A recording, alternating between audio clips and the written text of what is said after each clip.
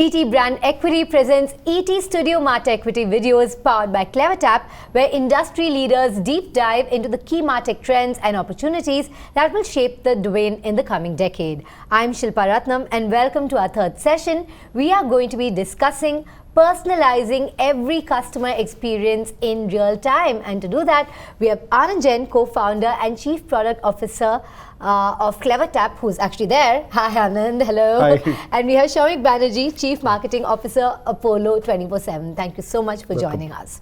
Now, the dawn of the digital age has made it easier for businesses to reach a global audience. However, today customers are no longer attracted to a mass marketing approach, and instead they want brands to engage with them on a personal level. They seek personalized solutions to all their queries and stay loyal to brands that create meaningful relationships with them based on their preferences, which evolve over time as they cross many milestones throughout their lives. But with this expanded reach comes the challenge of ensuring meaningful and personalized customer experiences. As a result, brands are now investing in technology to stand out, create personalized solutions and contextualize messages based on real-time user actions. With over 1 million weekly active users, Apollo 24/7 is revolutionizing the customer-obsessed care by guiding them through services and recommendations tailored to their needs and standing as a relevant partner for the customers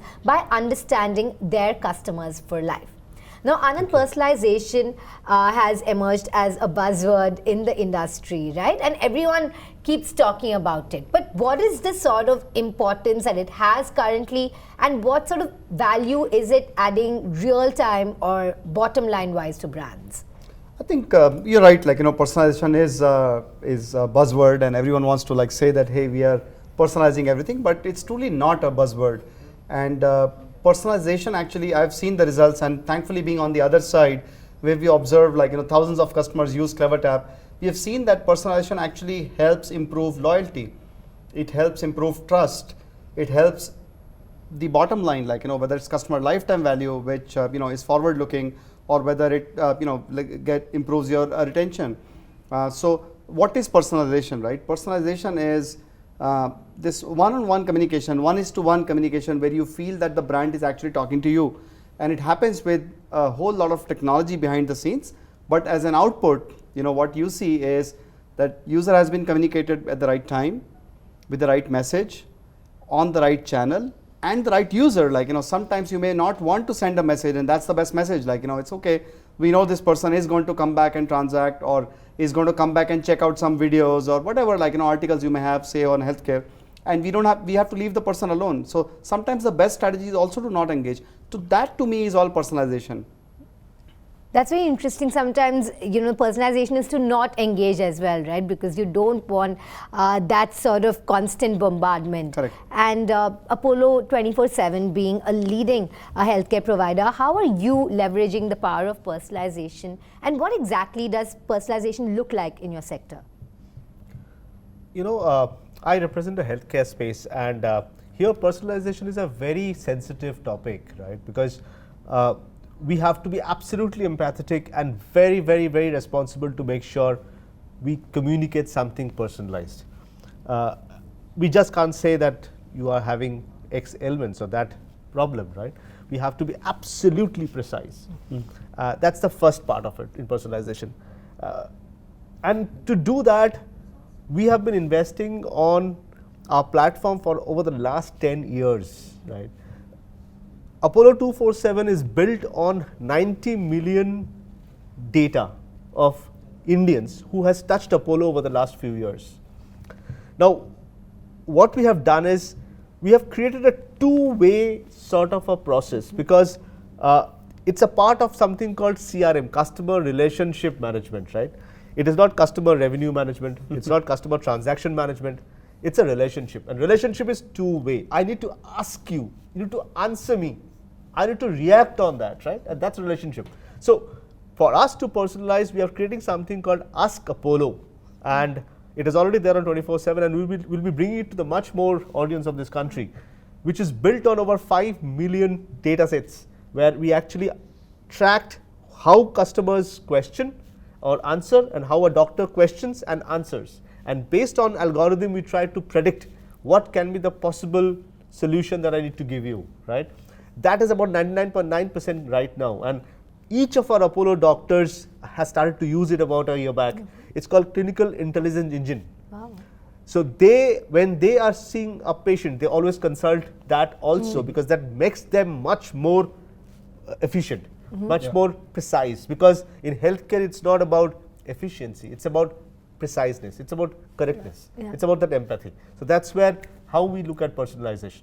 You know, they always say never Google your symptoms, but now you're offering a way where people can go back to the internet and actually see what's happening. You should so ask that's Apollo. Great. You should ask Apollo, don't ask Google. Well, Anand, what are the key metrics that brands should focus on while driving engagement with personalization? Yeah, I think in this healthcare space, the most important metric is trust. I don't know, but if there is a way to measure trust, you would be measuring that.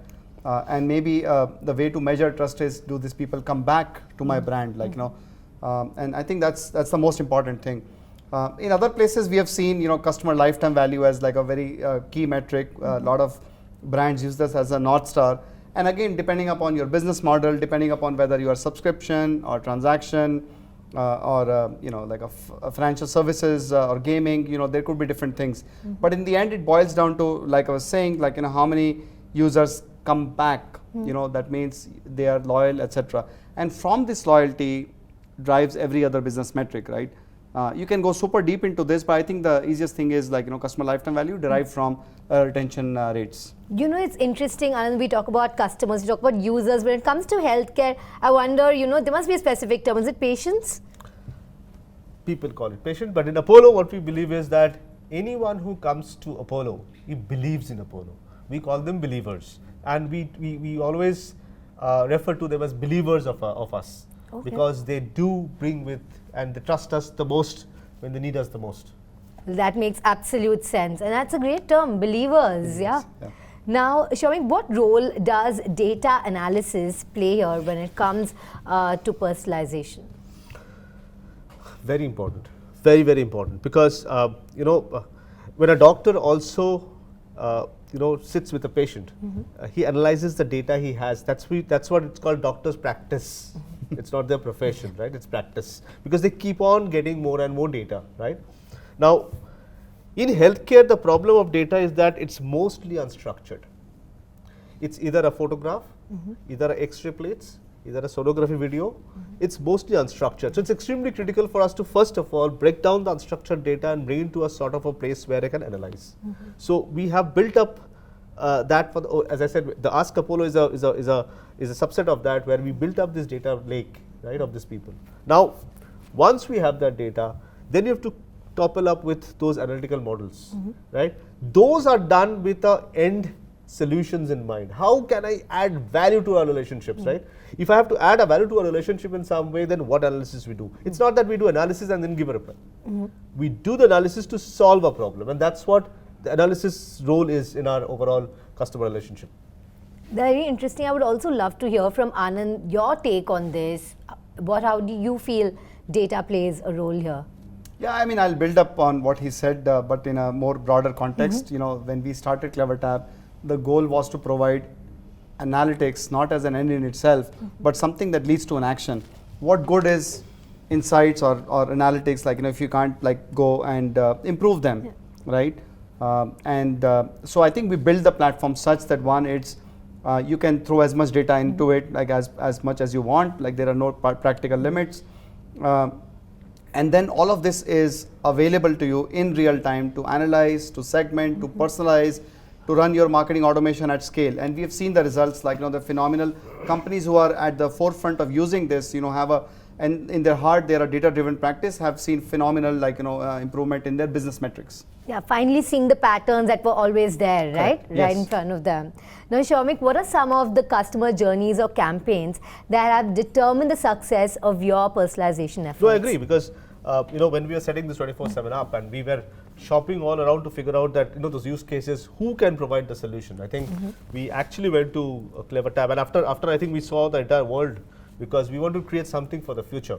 And I think it has really played a superb role in terms of giving a shape to our dreams. So that's now it is integrated across. So how you want to see leverage the brand is always about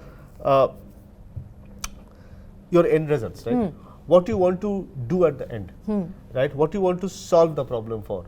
So in our way of doing things is always about keep the hypothesis at the front, keep the solutions at the front, keep the end results at the front, and then see what you need to do. Right? These are all enablers, right? You will not become first in class if you have a good calculator. You better know maths, right? So you have to first know maths and then use calculator, and that's what we do. But you need a good calculator. Yeah, you can't this give is wrong true. results. So that's very important for us. That's a great example. I should have known that before. Now, how do the two of you see brands using personalization more and more and leveraging it, especially in the coming times? Would you like to come in, Anand? Yeah, I can go first. I think we are, it used to be like batch and blast back in the days where you did not have enough data points, right? I will go back to 80s, and this has nothing to do with marketing automation, but in the US people would distribute flyers based on your zip code, and then as data technologies improved, all the data, you started getting some of the data. It was largely demographic, male, female, or maybe just treating you by your first name, etc. level of personalization. And fast forward to now, there is so much data in there, which helps become this central nervous system, where you have all this data in one place. And not only are you just sending messages to personalize, but you can also predict what someone is going to do. And I think, to me, one of the things or the future of personalization is the ability to predict. If I knew that you're going to do something and I can proactively offer you that would be the best way to personalize, because it's like a great friend who knows me very well and who knows what I'll be doing this Friday evening, right? So I think that is the future of personalization. Okay, so that's the way you see the innovation going on the side of service providers. That is correct. All right. And how would you like to see it go? As a client, what would you want to see? What sort of direction would you like to see personalization going? Yeah, in any business there are two objectives, right? One objective is to win a transaction. Right? That's the ultimate truth, because if you don't win a transaction, revenue never comes to you. Second is to create value relationships, so that next time also he comes to give you that opportunity for transaction. Yes. In both these times, right, personalization is very, very important. And that starts from knowing your customer, knowing your patient, knowing your believer. Who is he? What life stage is he in, right? In my healthcare space. And it's for every business, I believe. If you know, you can build that value for him. And then when he's coming onto the transaction, right, in the new world, when he's built the cart and waiting for the payment to happen, he can jump out, because for him it's a tab, right? You don't have to go from one shop to the other, you just have to change the screen. But to make sure he don't jump on that cart, you have to win that transaction. And the transaction winning potential or the probability is far higher if you build that value through personalization. And that's what it's a very critical role, right? So it's your efficiency, your spend, your CAC, your things. I think with CleverTap also we have seen quite a substantial amount of gain in terms of how each of the other, the downstream metrics works. And I think it was a great revelation. Absolutely, that small distance between add to cart and buy now. It's a huge distance. It really is. It's a huge distance. Exactly. It just buttons close to each other, but it's a whole journey between the two. And it's been fantastic talking to the two of you. You both have many more sessions coming up, so I do have to let you go. It's been a very healthy chat.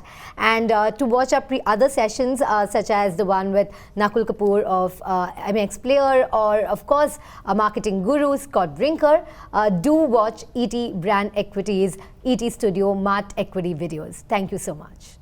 Thank you.